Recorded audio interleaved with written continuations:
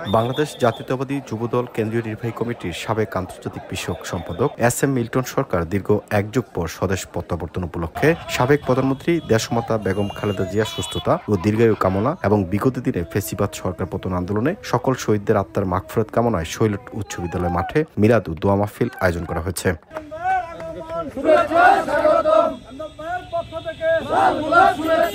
গাজীপুর শ্রীপুর উপজেলার শৈলট গ্রামের কৃতি সন্তান এস.এম. মিল্টন সরকার দীর্ঘ এক যুগ প্রবাস জীবন পার করে গত শুক্রবার দেশে ফিরেই হাজার হাজার নেতাকর্মীদের সাথে শুভেচ্ছা বিনিময় করে সরাসরি দোয়া মাহফিলে অংশগ্রহণ করেন। অনুষ্ঠানে সভাপতিত্ব করেন আব্দুল হাই মণ্ডল। প্রধান অতিথি হিসেবে উপস্থিত ছিলেন শ্রীপুর উপজেলা বিএনপির সভাপতি আলহাজ মোহাম্মদ শাহজাহান ফকির। প্রধান বক্তা ছিলেন গাজীপুর জেলা বিএনপির সিনিয়র সহসভাপতি ডাক্তার মোহাম্মদ শফিকুল ইসলাম আকন্দ।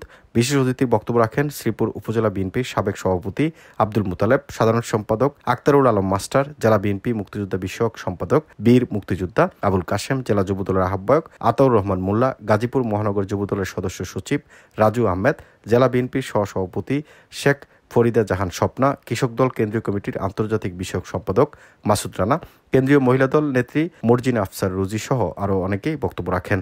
এছাড়াও বক্তব্য রাখেন আব্দুল হাকিম ফিন্টু, হালিম মণ্ডল, সিরাজুল ইসলাম, জুয়েল মণ্ডল, মুকসিদুল মোমিন, নুরুল ইসলাম নুরি, রনি খান, মামুন আকন্দ, মতিউর রহমান মিল্টন সহ আরও অনেকে।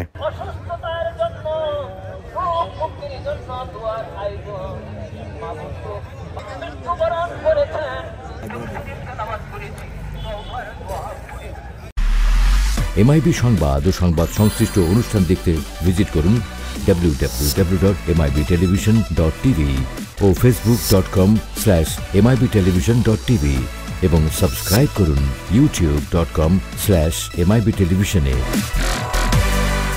এমআইবি টেলিভিশন, সত্য খবর, সঠিক খবর।